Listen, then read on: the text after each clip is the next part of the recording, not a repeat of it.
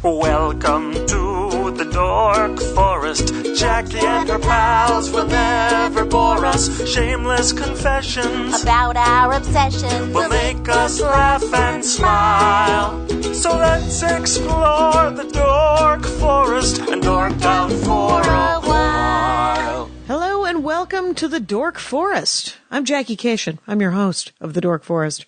Jackie Cation. You know the websites, JackieCation.com, DorkForest.com, TheDorkForest.com. FamilyPetAncestry.com was purchased by me because it made me laugh. I laughed, you guys. And it just points to JackieCation.com. Everything is available on JackieCation.com or DorkForest.com. The Dork Forest is a podcast, and it is available on iTunes, allthingscomedy.com, and probably repurposed by any number of other vehicles to put on a device of your choosing. Let's do the credits. Patrick Brady's going to fix this audio. Mike Rickberg composed and sang the song you just heard, sang with his wife Sarah. Mike will sing again his words to the Mexican hat dance at the end of the program. Vilmos fixes the website, JackieCation.com. Jackie, if you like the show, there are many ways to support the show, not the least of which, and not unappreciated, word of mouth. Let the people know. You can tag me on Twitter at JackieCation or Facebook. There's a ranger page on Facebook if you want to join and talk to other rangers of the Dork Forest. And you could talk up the show. That'd be a great way to support the show. Very basic way to support the show is there's a PayPal donation button. Knock yourselves out. You may donate hard cash. I have one person who donates via Venmo because she doesn't like PayPal. But I appreciate whatever's happening. You can use the Amazon banner. The Amazon banner is also it's available on dorkforest.com or JackieCation.com. It's a little link to Amazon, essentially. It's a portal to Amazon. You order like normal. It doesn't cost you extra. The Dork Forest gets a bit of a kickback. That is a way to support the show that doesn't cost you anything if you order from Amazon. Another way to do it would be to get merch. If you want a Ranger of the Dork Forest t-shirt or just the logo Dork Forest t-shirt, my stand-up shirt, the Spooky Reading Girl shirt, those are all available on the store page on JackieCation.com, along with my albums and DVD. You can get all of my albums and DVD as downloadable. iTunes, Amazon, the special, the Horcrux special, this will make an excellent Horcrux special, is available on ComedyFilmNerds.com on their downloadable page. And you can get a hard copy of the DVD from JackieCation.com. I have a new album, speaking of which, just came out March 3rd, 2017, I did good, you guys. I was on the top of the list on Amazon and iTunes, and I never have been, so I'm going to toot my own horn. It is called I Am Not the Hero of This Story. It is available for download from Amazon, from iTunes, and it will be available as a hard copy by the end of the month. I'm getting them printed up, and you'll be able to order them in the store from JackieCation.com. If you are in another country besides the United States, well, first of all, congratulations. Second of all, and iTunes or Amazon isn't working for you, email me, Jackie@JackieCation.com, and I have a way that you can just buy a $10 download card. And I just send you a picture of it, you download it, and then you PayPal me $10, and our lives are complete. These episodes are all from the Joko cruise. I went on a cruise with 1,780 nerds. It was a Dork Forest bonanza, and I recorded 6 episodes, so I'm using the intro for all of them. The Joko cruise is based on a guy named Jonathan Colton, who is a musician and very talented and wonderful, and if you get a chance, it's called the Joko Nerd Cruise. And it was great. And I recorded a live episode, which didn't cost me anything, so I'm just releasing it normal. And then 5 other episodes. None of these are premium episodes because they didn't cost me anything to make, so I'm just putting them out. There are premium episodes at Bandcamp. The dorkforest.bandcamp.com has probably a dozen premium episodes, which were recorded live in front of an audience. Cost me a couple of bucks to make, so I charge a couple of bucks to buy them. They are $2 each on thedorkforest.bandcamp.com. There is also a storytelling album there that I put, which is $4, and then 17 episodes of The Dork Forest before it was pre-recorded that I picked out, that I did as a 10-year anniversary album. That is free. if you wish to listen to 17 old episodes of the Dork Forest. My favorite 17, I think, from those first 215 episodes. Anyway, the only other thing at JackieCation.com that you might like to see is my calendar. When I'm doing stand-up, where I'm doing stand-up, it is at JackieCation.com. It is updated all the time. You can also follow me on Twitter, Facebook, Instagram, Snapchat, all the things. Anyway, longest intro ever. Let's get into it, because it's awesome. Hello and welcome to the Dork Forest. I am Jackie Cation, and I am on a boat in the ocean with Jason Hatrick, stand-up comic from Montreal, and we are both on this boat. We are on this boat, and this is my second time on this boat. Really? It's the Joko Cruise. The Joko Cruise. And your name is Jason Hatrick, which is spelt like hat trick. Correct. One T. That's awesome. It's at Jason Hatrick, Hatrick, and you do stand-up in Montreal, Canada. I do, yeah. And we worked together up at the Comedy Nest. Which was exciting for me. And for me too. And then I'm sure you were thrilled. I was like, if I remember correctly, I was in Canada for a long time, and I was confused. And I was just like, am I still in Canada? I'm still in Canada. And because I haven't been doing a lot of back-to-back weeks. It's always interesting as a Montreal local comic to see the more famous comedians roll in the week that is not just for laughs. Oh, there you go. Just to see their different take on the city. It's a different experience when they're it's not just the center normal. of the world. Yeah. And quite honestly, I like Montreal a lot better. It'd be great if I could come into Montreal in the summer that wasn't a Just for Laughs time. Right. Because then there would be Portuguese chicken and nice weather. Yes, Ramados. That's the best Portuguese chicken It in is the city. It's a pretty great Portuguese chicken, man. Probably the best Portuguese chicken outside of Portugal. It's really good chicken. It's just a claim I made based on no experience. Right. Or I'm sure the Portuguese are talking right now. They're like, I don't think you understand. No, we like our Portuguese chicken, but we're not. Montreal as a city is not overly proud of it. Our thing is bagels. We claim boldly that we have better bagels than New York. And we dare there's a anyone in New bagel York to try joint us. in Brooklyn, New York, that imports their bagels from Montreal. Well, I rest my case then. And that's obnoxious because you're just like, you could go to Manhattan, Brooklyn, and get yourself some decent bagels. Bagels are not my downfall. So, I like a good bagel. Sure, and I yeah. know a bad bagel when I have one. Yeah. But, the nuance of bagel is not my dorkdom. Is it yours? Not Do you particularly. know a lot about? I don't know very much about bagels. Can you tell good from bad and go, I see what's happening? I can tell. Well, I mean, I grew up in Montreal where we make the best in the world. So Right. that's the only bagels and then I go Right. elsewhere and I'm like, I guess it's kind of a bagel. Well, there you go. All right. So it's just everywhere else is a letdown after. Everyone, exactly. So, okay. So we are on this Joko cruise, which stands for Jonathan Colton's cruise. Yes. And he is, it's how I've been describing him. Is this true? Sort of a They Might Be Giants meets, Weird Al Yankovic. Because it's quirky and silly. Yeah. But it's also it's musically, I think, kind of nice. Yeah. I don't know if I would I don't know how artistically put him in that cross, In but either of certainly those two?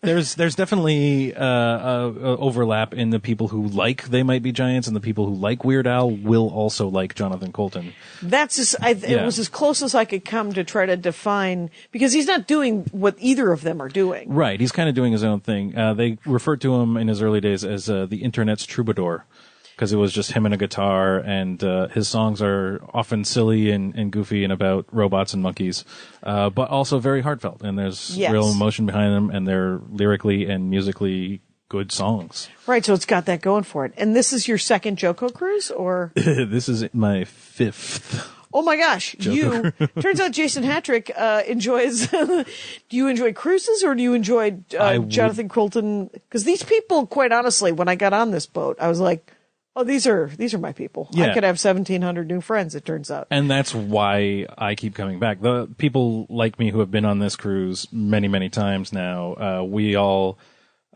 we joke about how this stopped being about Jonathan Colton a long time ago for us. This is we get together once a year and we hang out with all our nerd friends. It happens to be on a boat. There happens to be entertainers. It happens to be many of the same ones every year. Right. But it's not about them. It's about each other, and it's about hanging out and seeing each other again. Now, do you have? Would you say that you currently, did you come in 5 years ago, meet like people that you keep in touch with the rest of the year?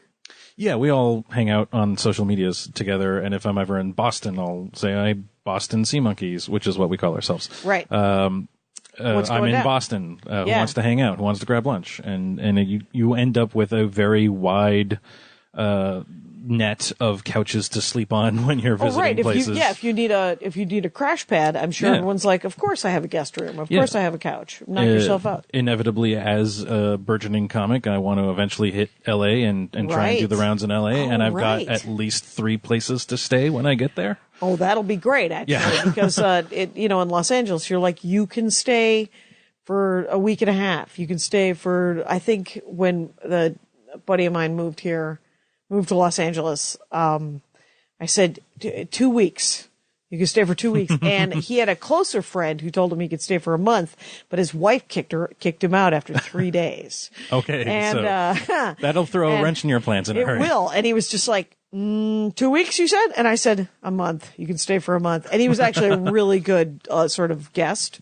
Yeah. Cause he, I had a fold out futon. He stayed in it, but he put it back up, Made it look like a couch again. Yeah. Made it look like a couch, put all of his stuff in one corner. Minimized his impact on your daily life. Amen. Yeah. And made coffee before I got up. So that was a little bit of a bonus. Well, when I stay at your place, I will not make you coffee. I do not know how to make coffee. You are not a coffee person? No, I'm not a coffee person. And not at this time.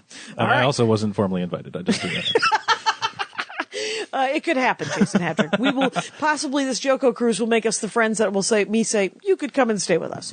So, but I did say, what would be your dorkdom? And you said you just have a great deal. There are people who have more experience, but you do love scuba diving. I do love scuba diving. I'm a relatively new diver. I've got and I'm terrible at keeping my logs, which is something I have to get better at. What do you have to keep you're supposed to? You're supposed to log your dives. If you're just going to be a hobbyist diver and I'm just going to dive for funsies, whenever I happen to be someplace with warmer water than back home, then, no one's going to demand to see your logbook or anything like that. But if you ever want to hit certain certifications and get more serious about it, you cannot become a dive master until you have 60 dives under your belt at some point. So there are benchmarks, and you need to be able to pull out the paper and say, look, these are the dives. This is where I was. This is my dive buddy signing the dive off with me. Okay. So you know that it happened. And then they're pretty... I want to say they're serious about it. But yeah, so as you get more serious, you'll probably get more serious about logging it. Yeah, exactly. Which means that the first, 10 dives that you take, nobody probably logs those as well as they ought. I think probably a lot of people do, but I certainly don't. Not so far. Not so far. Okay, so you told me you got certified in Canada. Yeah, in October. Just this last October? No, this was a couple of years ago, but it was late October. So Which it is was chilly. It was a mite chilly, I'm not gonna lie. Yeah. And there's a quarry near Montreal, which is where the certifications usually happen with the dive school I was with. Normally when you dive in a lake, the water is very dark, it's very green, it's low visibility, you can't see very far. But they brag about how it's not going to be green, it's going to be blue like the ocean, and it's great visibility. You can see for hundreds of yards, and you can see the nothing there is. Right, because it's a quarry. Because it's a quarry. Right, it's a quarry with a freshwater lake in it, essentially, right? Exactly. Man-made? Because it's a quarry. Yeah, and they dumped 3 or 4 fish in there. In the hopes that they one day breed, and I guess, and then someone could go fishing in them, and then it could be people can dive, and it could become a heartfelt movie about bike riding. I don't know if you ever saw it, Breaking Away. Anyway, no, I will now, though. Now you will. Now I'll go look it up. Sure. It's got Dennis Quaid in it in the 80s. It's always on AMC. It's on AMC all the time. It's almost like when I got basic cable, I was like, I could have just bought this movie instead of getting basic cable. So what do you like? I have done idiot diving, and that's what I call it. Okay. Where we were in Australia. The Snuba thing where you have like a hose coming out of it? No, we had I was in a wetsuit with a tank and a thing, and we were in the Great Barrier Reef. And so it was amazing. Yeah. But, you essentially, you got a guy who's got a hold of you. And, and he's like, you and I are diving. It's sort of like, I assume it's like jumping out of an airplane tandem. Right. So, and it was only like 20 minutes under the ocean. Okay, yeah. So I don't know how long when you dive.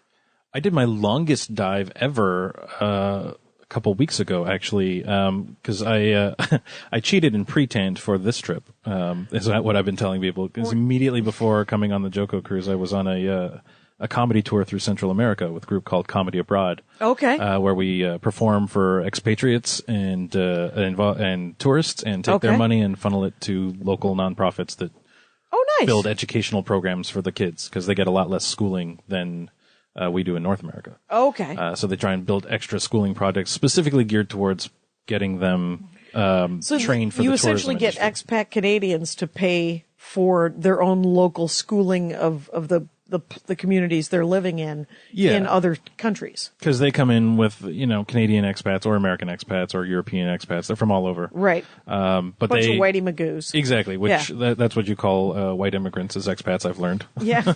But they're basically immigrants to those countries. And they go there and bring all their money and they buy the best property. And this is a way to force them to give back. Right. Yeah. You're like, didn't you want to hear Canadian jokes? I think you did. Didn't you want to see that guy? All right, he's working on it. So you don't really make any money. We try and cover. But it's a benefit. We try to cover our costs through crowdfunding. Okay. Because we want the money that is made there at the shows to go as much as possible to the nonprofits. That makes sense. But all this to say, I was in Nicaragua, and they have a volcanic lake that it was basically thousands of years ago an active volcano that exploded like a bomb. Right. Rather than just a minor tiny eruption. Like a Pompeii kind of thing. Yeah, and it's just not there anymore. It's just this giant crater that over thousands of years filled with rainwater. It's called Laguna Apoyo. Okay. And when you go in, it's... Is that a chicken lagoon? That's what everybody says. It's not the double L Apoyo, but the Y. With a Y Apoyo. And I'm probably not pronouncing it right, correctly because I don't speak Spanish. But we normally, when you go in a lake, if you've ever been swimming in a lake, you expect it to be cold. Yeah. This is like 85 degrees Fahrenheit.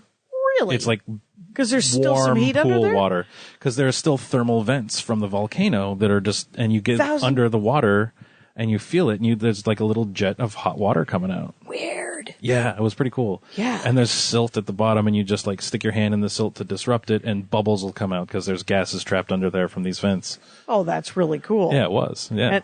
And that was your longest dive? Longest dive, because generally when you go with like a dive tour, you'll be divers of various experience levels, and everybody goes under the water, and you come back up when the person who ran out of air first is starting to run low on air. Okay, so you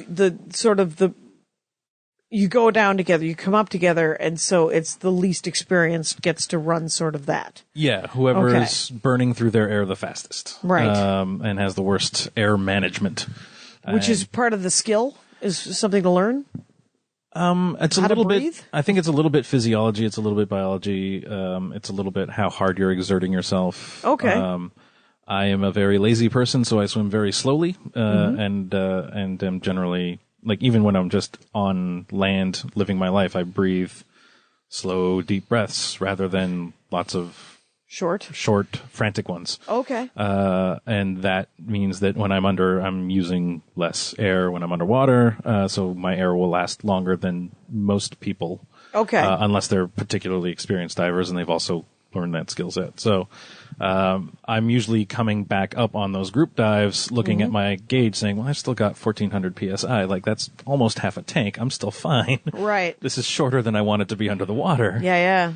So a lot of those dives what made you start doing it? What made you, like in Montreal, say to yourself, I want to dive into a quarry, and I'm willing to dive into a quarry to learn how to do this so that I can do it somewhere warm and beautiful?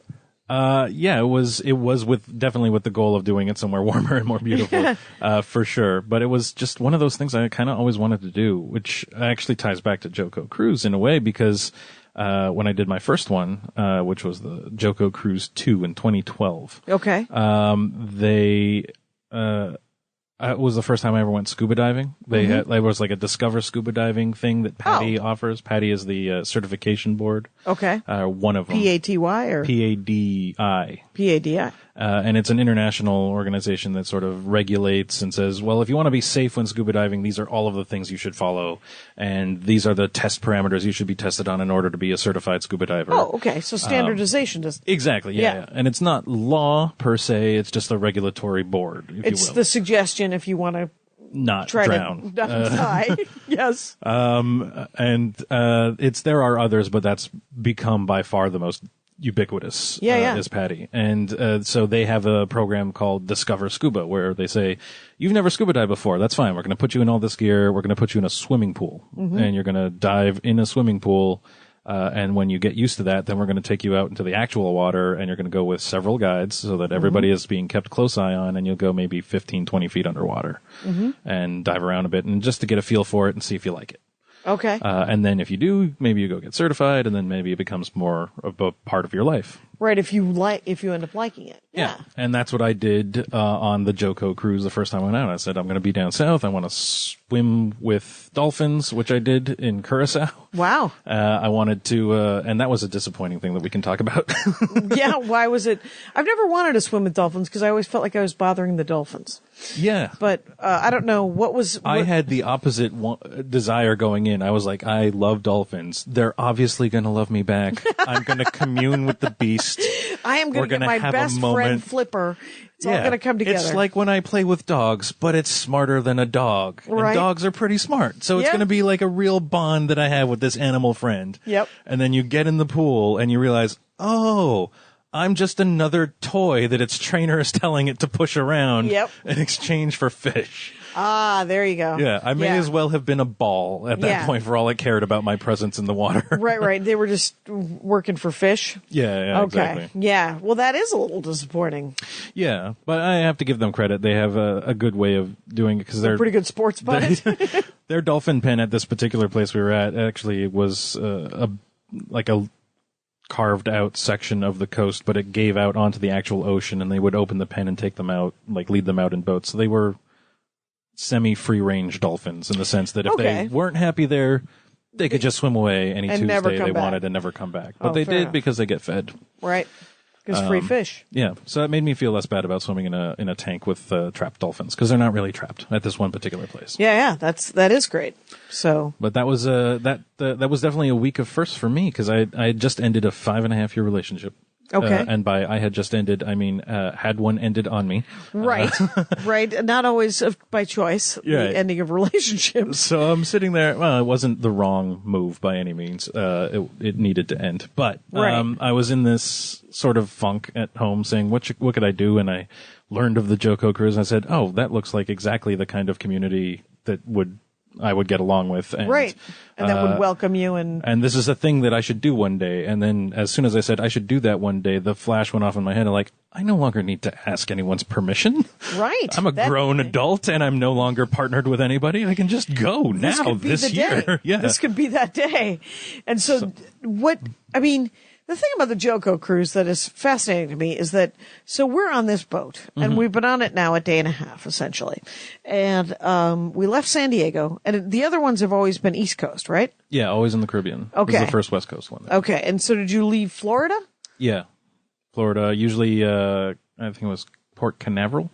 Did you go to the Bahamas? Did you go to you said Caribbean? Yeah, so over the various years, it's been the Bahamas, it's been Haiti, it's been St. Thomas, St. Martin, Aruba, Curacao, probably some others I'm forgetting because I didn't go on all of them. Right, but more sugarcane country than this is, because that's very much. Jamaica was one. Yeah, and this one we're going to Cabo San Lucas, and then we're going up the Baja Peninsula on the inside to a place called Loreto. Right, and they seem to be kind of tourist destinations. Yeah. As opposed to what I want to go to Mexico and see a pyramid. Right. There's no opportunity. There will be no pyramids. There's an opportunity to buy some sombreros, is what I assume. Most of the culture you're going to experience on a Joko cruise is on the boat.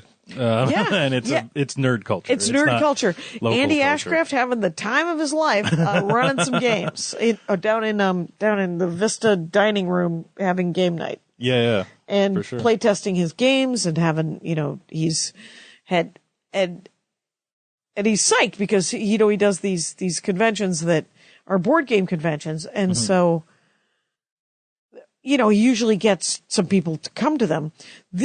Because of this, there's, he's one of two brand new RPGs that people are running and so there's so many people that want to play. So he's been pretty psyched.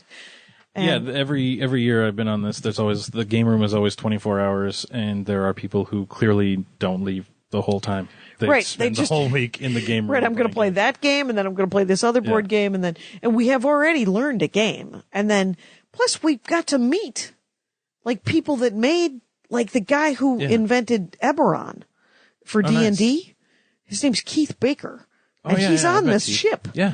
And then the Max Temkin guy, the Cards Against Humanity guy, is on this ship. Apparently with an entourage, he brought his posse with him. There's Right. a lot of Cards Against Humanity people on board. Yeah, the whole, the writing staff, I Yeah. think, which you're just it's a pile of people writing dick jokes. What's happening? Yeah, that's a job that I could get? How do I get this job? Are they hiring? I am skilled at writing dick jokes. I can be dark. I have exactly one dick joke, but it's a good one, though. It's a good one.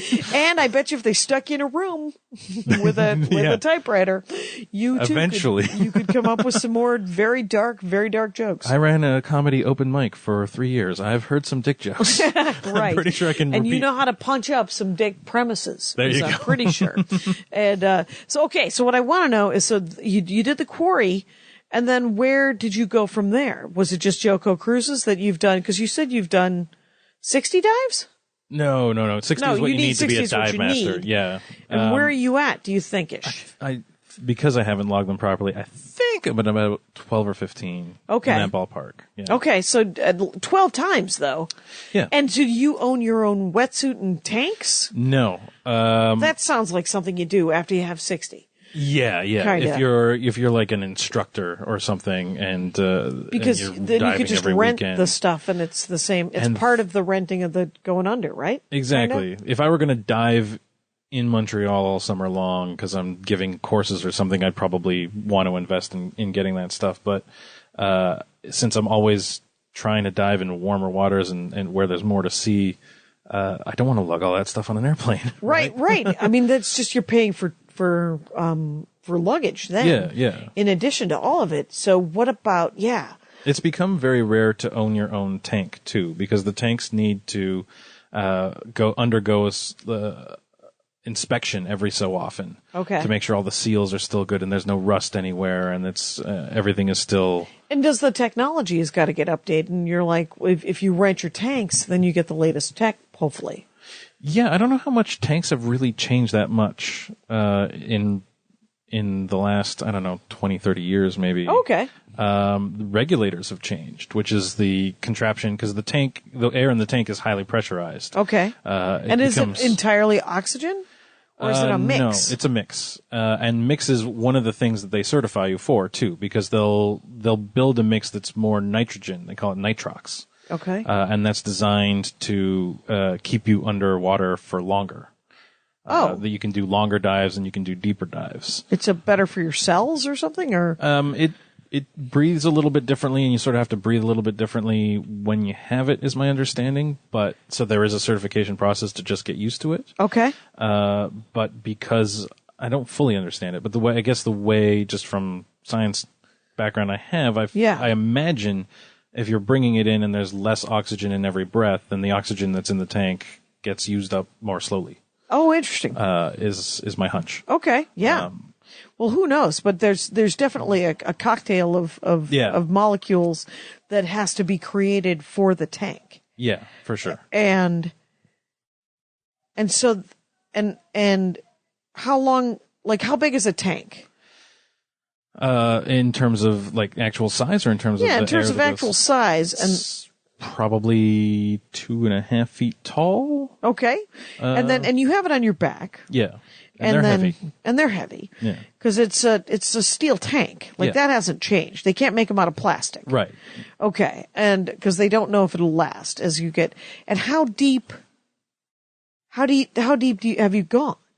I'm certified to go 60 feet.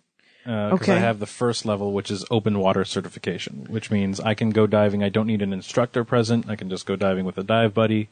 Okay. And I can go. And you as deep should as always 60 go feet. with a dive buddy. You don't want to be underwater alone. Ever. Because Okay. if your air hose springs a leak and all of a sudden you're suddenly out of air.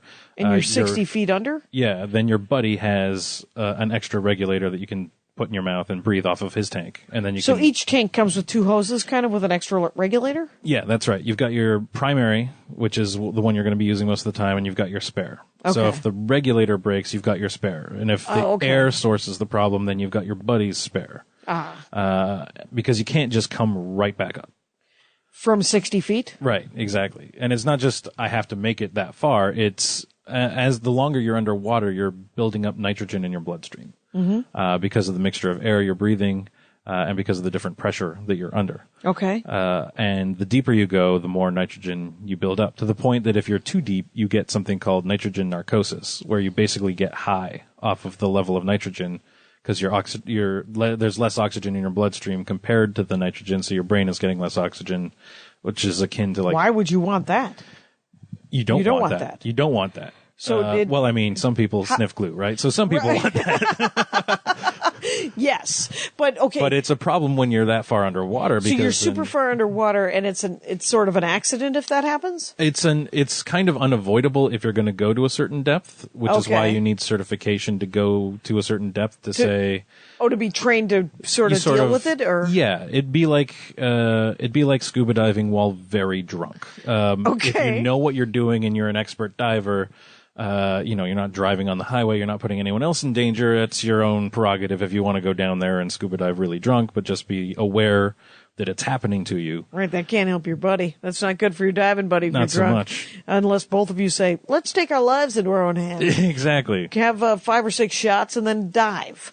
And yeah, But that the people seems... who go real deep because they're technical divers, it's their profession. They have to get used to functioning under that because it's an unavoidable thing. Why would you want to go that deep besides just to meet that fish that has a glowing light, but it's all in the dark?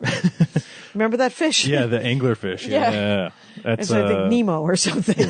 Yeah. It's a scary looking fish. It's a scary looking I fish. don't know why I would want to go down there and meet that fish. No, I don't want to go down there and meet that fish. That fish had a lot of teeth in that cartoon. That's the grand irony of me as a scuba diver. There's a lot of underwater stuff that just freaks me the hell out. Right. Like, you know how some people, like, there's a mouse or like a spider, they jump up on furniture and they Yeah. just, like, that's me and jellyfish. I've never seen a jellyfish, and if I can keep it that way for as long as possible, I'm happy. Right. But they're I've not seen of a this world, jellyfish. Jackie. They're not They're- of this world. They're pretty cellophane-y looking. Yeah. They're kind of like a piece of cellophane. I think I was swimming off Cape Cod in Massachusetts with this weird family who invited me to swim with them. And they had a dog, and I wanted to play with the dog, so I went with the whole family to go swimming, and I got to play with that dog. Let me just tell you something. It was a very successful afternoon with that dog. And Awkward human social interactions we've all had just to hang out with just their to- dog. Yeah, they have a really nice dog. I made that dog laugh, and because I was playing fetch with that dog, and it turns out if you play fetch with a dog and then you try to beat the dog to the stick, and you ever succeed, that dog will bark at you in laughter and go, "What the hell are you doing?" I thought This is I my was part of the fetching. job. Yeah, we were doing. Didn't we both have a task? Anyway, so there were jellyfish in that situation, which was weird Yeah. because I never even heard of jellyfish before that. It was pre-Nemo. Okay. It was pre anything. And I was like, well, what the hell is it? And they're like, well, you don't Don't touch it. And I guess sometimes they're on the beach and you step on them and they can sting you. Yeah. 'Cause So most jellyfish don't have like a train of thought. They just sort of float wherever they're pushed. yeah. And they run Well, entirely on instinct. until they die? I guess. I don't even All right. know how they eat. They don't seem to have like a mouth or a digestive system. But it might be Because, that as I said, not of this world. of this They're world they are from another spooky and crazy looking. And so They don't even refer to them as schools of jellyfish. They're blooms, like they're Right. more plant than animal. I almost. have seen so many jellyfish in aquariums. Mm-hmm. since that, and that was in like 89 that I saw a jellyfish in the real world.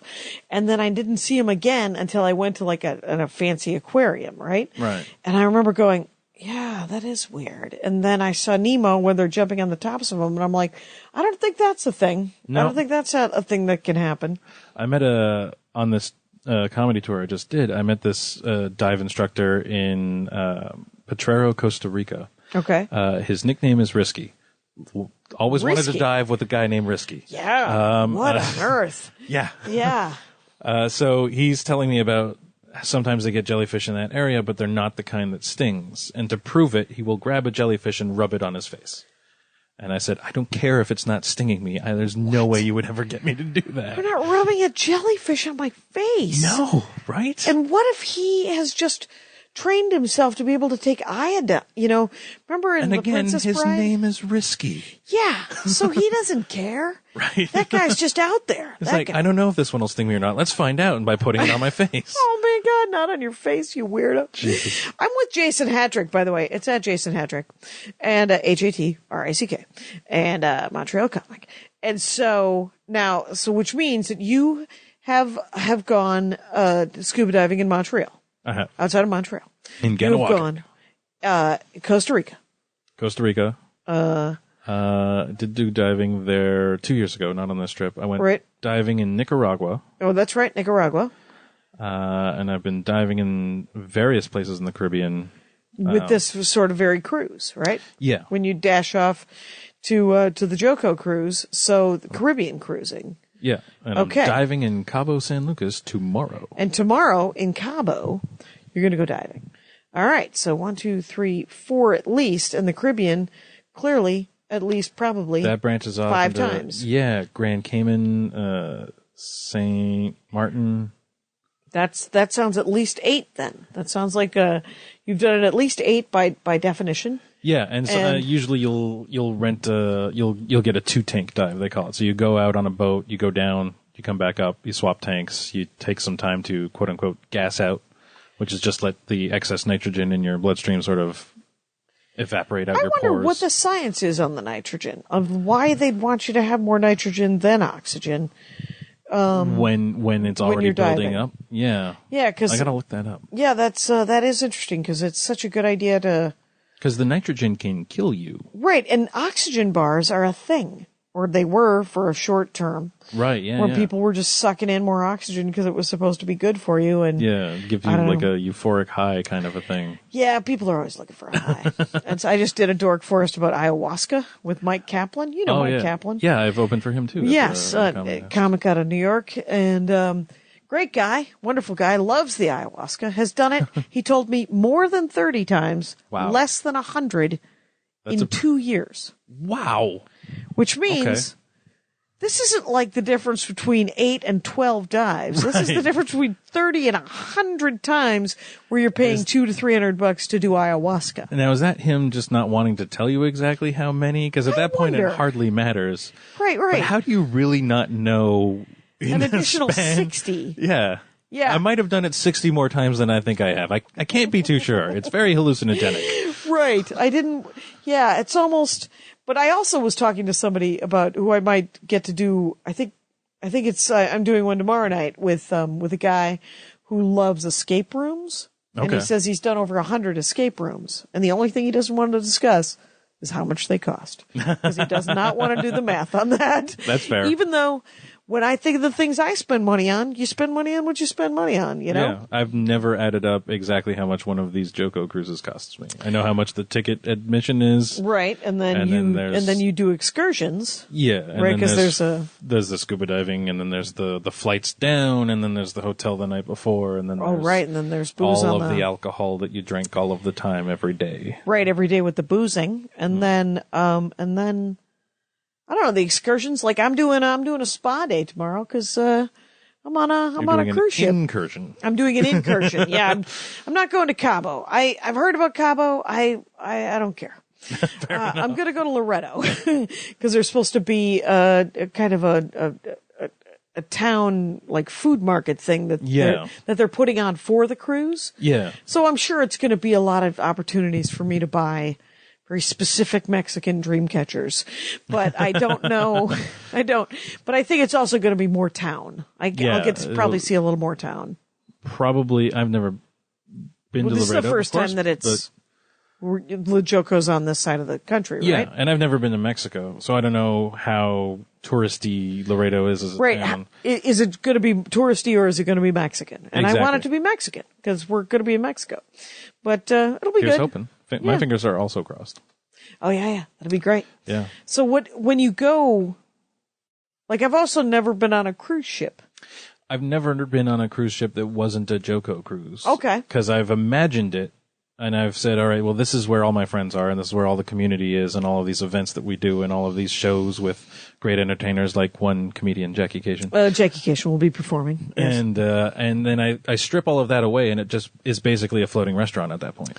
Right. Very much so. And it's a floating buffet, which, seriously, the amount of food that I've eaten today is ridiculous. Yeah, it's constantly available, and they don't. There's no it's end. all included in the ticket price of admission, so you just go and take. Yeah, Andy was running a game this morning, but for some reason we lost an hour in the night. Yeah. And so we didn't know. So it was like 9:45 and his game started at 10. So I said, I'll go to the breakfast place and get you a breakfast. Mm-hmm. And then when I showed up with some breakfast for him, it turns out there was breakfast set up where he was set up. Yeah. So it was fine. It's everywhere. And there's not a room in this boat this ship that doesn't have, access to some food. And if you're in a room that doesn't have food in it, they'll bring it to you if you call. They will bring it to you and you just call them. It's true. Okay. So, I don't know. What else about scuba diving? What cool things have you seen? That's a good idea. Yeah. Now that we've got the technical out of the way. A good friend of mine on this boat named Renee, I was talking with her earlier. She'll be doing that with you later. She was telling me earlier about her petrifying fear of sharks. So I started to tell her about all the sharks I've seen diving. Have you seen the great white? No. Okay. I've seen significantly Sand smaller sharks.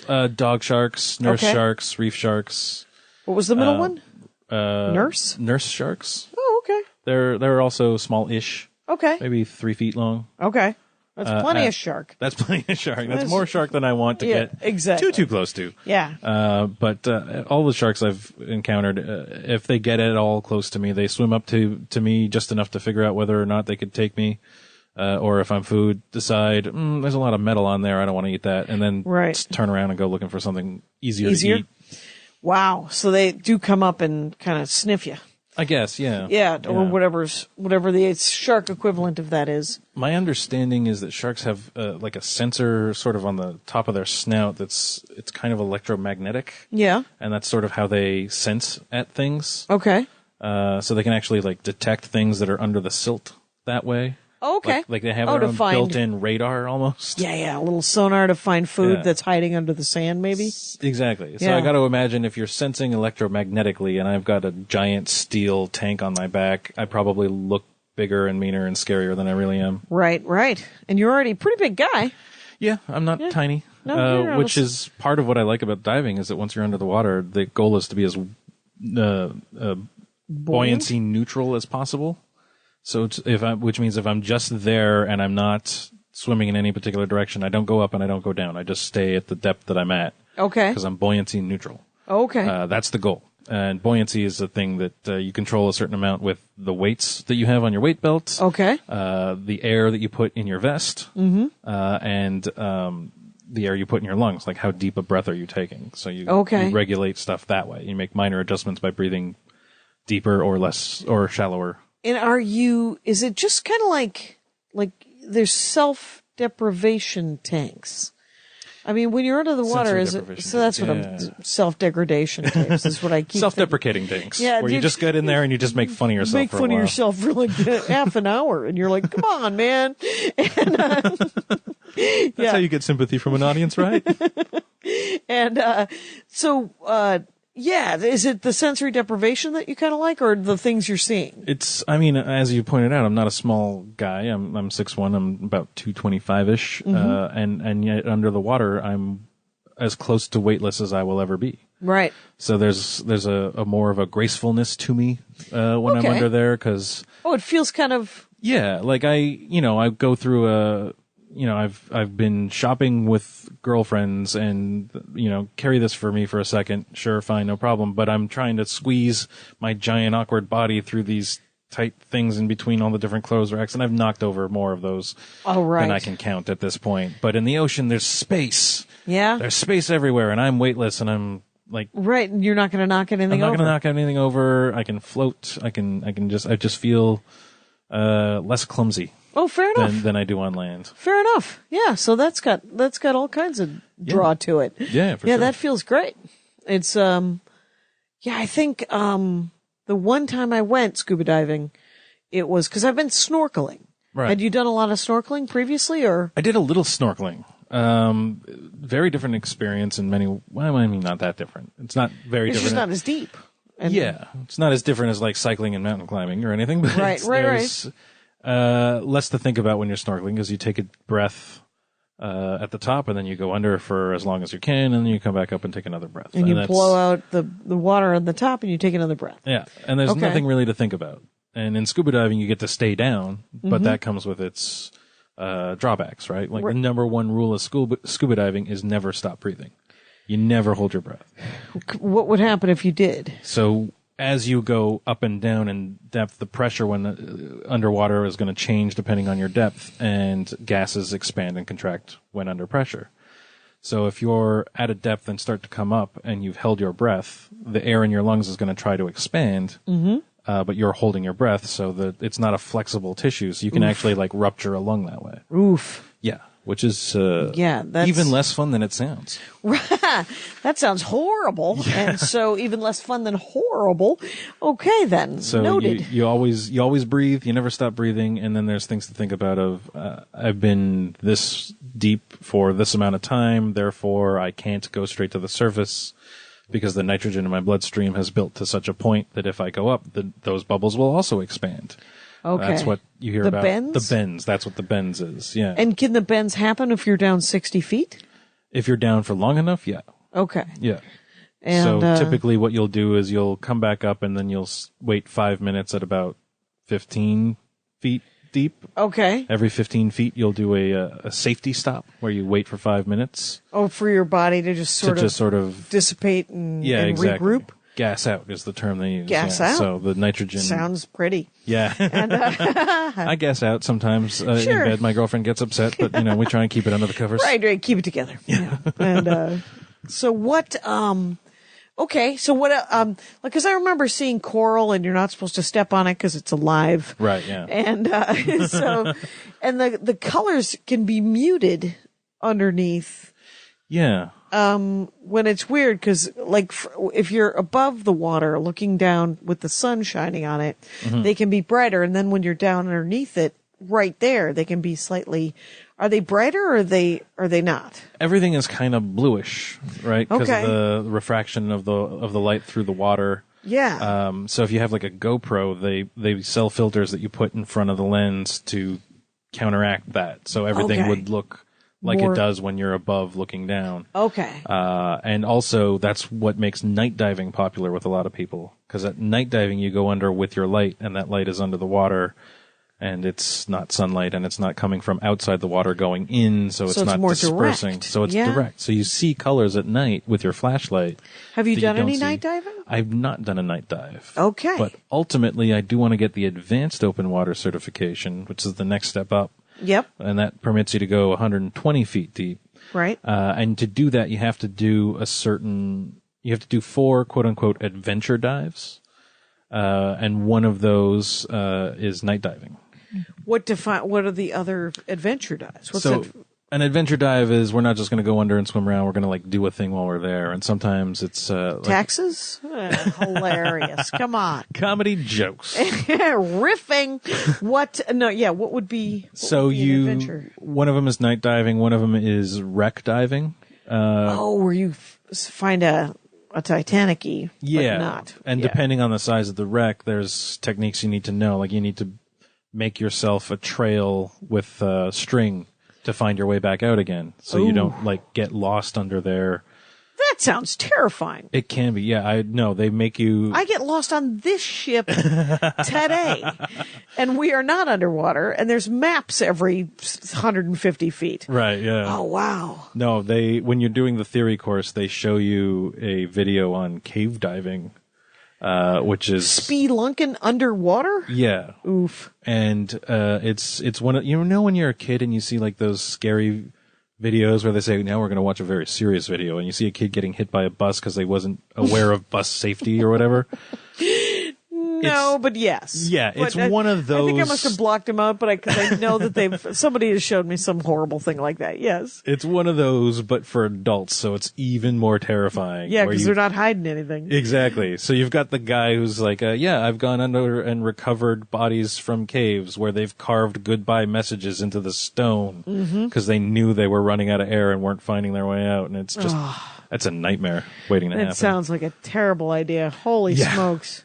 Good grief. Okay. So cave diving. Yeah. Shipwreck diving. Night diving. One that I really want to try. I'm trying to remember the exact term of it, but the idea is it's something you can do in Mexico, actually, in the Mayan Riviera. It's, you dive in a current, like a strong current, like a river. Oh. So you're not even really swimming. You just kind of go under and then you let the current push you. Yeah. And then the boat goes to the pickup part, and then 20 minutes later you arrive where the boat is, and then you go back up. Oh, to learn how to sort of navigate that. Yeah. So how to ride a current. And that has great appeal to me, because as I said earlier, super lazy, swim real slow. Let the river do the work for me. Right. Let it batter my bones against the side of the... But you have to sort of navigate, like, I did, I kind of like... canoeing down in Minnesota, there's a river called the St. Croix. Speaking of laziness. And, what they do is they drop you off at, the top of it, and then you just follow the current and you just sort of, use your paddle to steer and push away from the sides. And you usually bring, we used to bring like a 12-pack or a 24-pack, and you bring some grapes and cheese, and sure. You go to a sandbar, you go swimming a little bit, and then but you mostly just float down. And Andy and I did it a couple of years ago, and it was great because 12-pack, it hasn't like you said. it hasn't changed. It hasn't changed really. There were some people who were super drunk, and then there were some people that were families, but it wasn't it was a busy day, but it wasn't. No, it was a pretty busy day. But so I guess I'd recommend a weekday in the summer, Minnesotans. So I tried to do something similar in the National Park of Quebec, which is the Tremblay National Park. Okay. And they have more of a serpentine river, but it's got a current to it, so you can just sort of lazily float along. Yeah. If you're paddling, you can do it in about 2 hours, but if you go for like the early bus out and then the late bus back, you can just let the river push you and take your time. It takes good 3.5. It takes you like maybe four or whatever. Yeah. But I went late in the season. It was like late August and it hadn't rained in a while, and it's the only time I've ever been canoeing and I had to get out and push. Oh, wow. Yeah. There were some parts where there should be no portaging in the 21st century. Exactly. Yeah. Yeah. There's a thing in Minnesota called the Apple River, and you go tubing down it. Okay. Yeah. But that's just, everyone's peeing. It's just gross. It's not cool. And, I did it one time. It was, it's just alcoholism is all it is. Yeah. It's fine. And, it's nothing I would recommend. They don't recommend peeing while scuba diving in a rented wetsuit, but if you own your own wetsuit, it's a great way to warm it up in a hurry. I bet. Holy smokes. But how would you not pee? Because if you're down there, like, how long are you down? Right. So the longest dive I ever made was in that lake in Nicaragua. I never finished that story just because it was just me and the instructor. There was nobody else. So I was the one, who was determining air consumption. Because he was better at it. Right. Yeah. She was. And we were under for 52 minutes. Okay. Which is the longest I've ever been underwater. That is plenty long. Yeah. That is, oddly enough. Usually almost it's- as long as this podcast has been going. Weirdly There you enough, go. hilarious. It's just flown by. It's actually we're at 48, but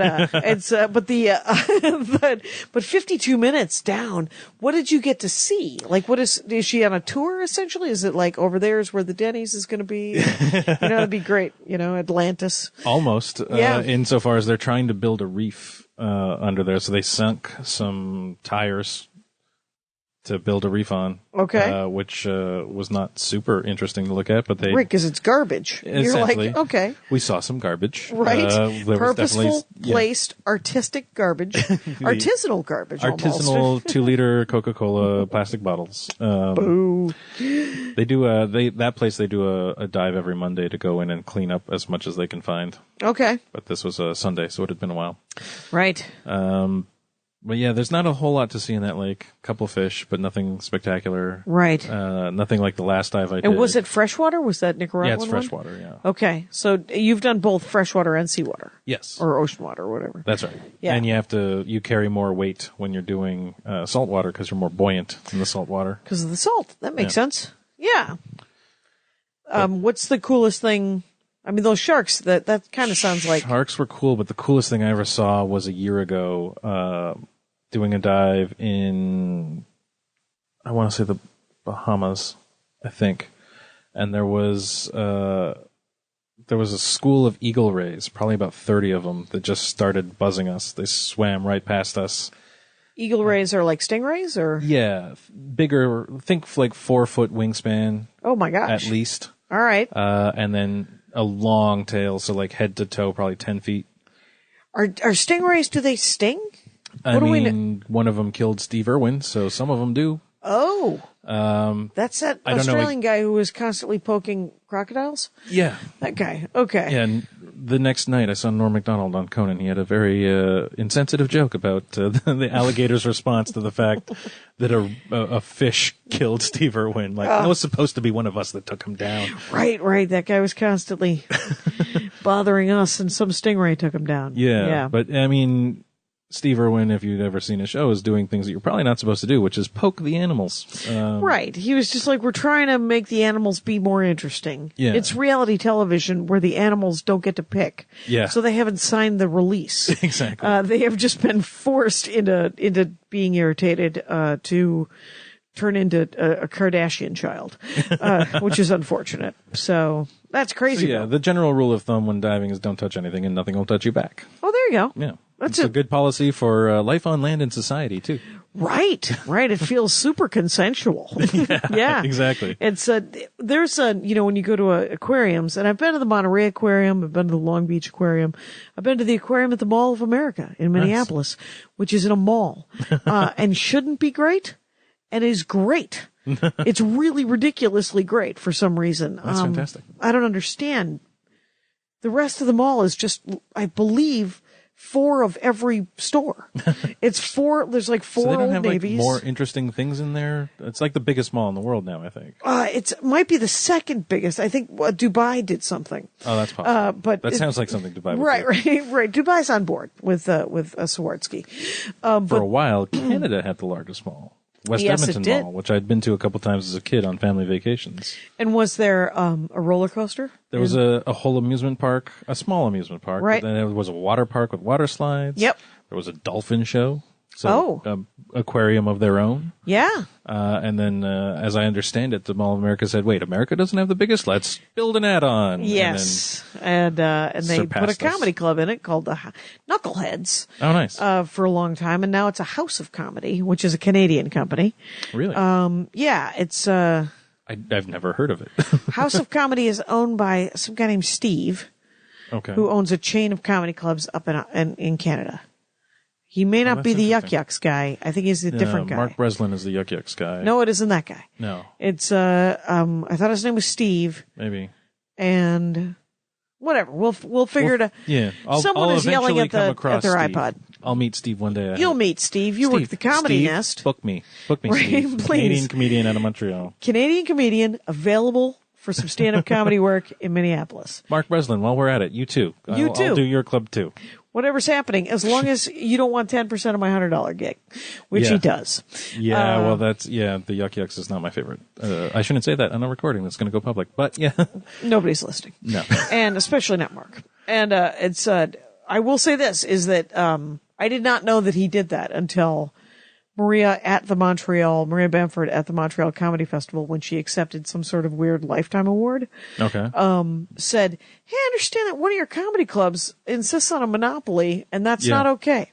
Yeah. And the entire audience, half of them laughed, and the other half just shut down. It was that was the Canadian half. That was the Canadian half. That's what we. Because They make aware. you sign exclusivity. Yeah. Which is you cannot perform at any club. But they book like 15 weeks a year, right? Or something like that? Or they used to. They book you a bunch, but then they'll say, yeah, you can only do Yuck Yucks, but we're going to send you to all the Yuck Yucks across Canada. Yeah. So for someone like me, I'm 5 years in now. Yep. If they get you when you're 3 years in, and they say, you're going to get to go on tour 3 years in. That sounds like a really amazing proposition at that point. You're like, maybe I can make a living at this. And then you get back and you say, wait, you said you were sending me on tour, but you deducted from my pay, which was not great to begin with, all of the transportation costs of my flights, all of the accommodation costs of where I'm staying. Yeah. So There's a reason basically why I made $14 on this tour that took me 6 weeks. Right. And I hopefully subletted my apartment. Yeah. And because of the cost of life. Exactly. Yeah, there's and of course that is not the monopoly of that chain in Canada. Yeah. There are sadly comedy clubs all over the world that are just, for some reason, just complete banana heads. So they're all doing that kind of stuff too? Yeah. You're just like, why didn't you buy a liquor store or a strip club? Why did you go into comedy? Because you clearly don't like comics. Right, yeah. And you are trying to make a living on something that you got sick of 14 years ago. And now you're like, well, I still own it, so I guess I'm still doing this. Yeah. And because the way great comedy scenes happen is with stage time, Right. And so if you're in a weird kind of, and Minneapolis used to be like this in early, like 1990 till like 90, I think 2 or 4, where if you worked one of the set of clubs, the other set of clubs wouldn't let you. Yeah. And you're like, you're on the other side of town. I don't think you understand how suburbanites work. Right. Nobody's making that drive. Everyone just goes to the club that's close to them because they think all comedy is the same. Right. And so it'd be great if your MCs and features could work every single club in that town, because they will become better comics faster. Which is what I came up in, which is the two dominant clubs in Montreal had that understanding of, look, we're not going to share headliners because those are our headliners. Right. Headliners are harder. But all of the locals can work both clubs. Yeah, because nobody cares. Nobody's going out to see the locals. Mm-hmm. They're like, oh, I saw that guy 2 months ago. And you're like, oh, he has one new joke. All right. Yeah. And I remember when I came up in Minneapolis, that Acme, he didn't care. Lewis still doesn't care. He's like, and even with headliners, he's like, it just has to be 6 months. Yeah. You can do the House of Comedy, wait 6 months, and then do Acme. Because Acme's downtown Minneapolis, and the House of Comedy is in Bloomington, which is a suburb, a southern suburb, right, okay, whatever. But it's a good 30 minutes away. Yeah, people are going to go to one or the other, but never one both. or the other. And then there's 2 other clubs, 2 or 3 other weekend rooms. Mm-hmm. And there used to be more, and I'm sure, I know of 2 for sure, and then I'm pretty sure there's at least a couple more. And there's an opportunity to just do one-nighters. Nice. So there's plenty of space for, if you want to get stage time. And I'm glad Montreal's doing that. That nobody's gone mad. We've got all the philosophy right. It's a good scene in the sense that there's no one's doing, wildly offensive material. If anyone tries, they get drummed out pretty quickly because no one's going to give them stage time. Right, you're just like, we don't even want to hang out with you. Exactly. Yeah. Right, Toronto's pretty great too. Yeah, I haven't done a lot in Toronto, but everybody I meet who comes in from Toronto, they're all really great. They're polished. They're good. Yeah, there seems to be a pretty good scene there of support. Yeah. And that's what makes good comics, And in Toronto, they have the stage time. That's what we lack in Montreal, is you can't do the New York thing of, I'm going to do 3 shows a night.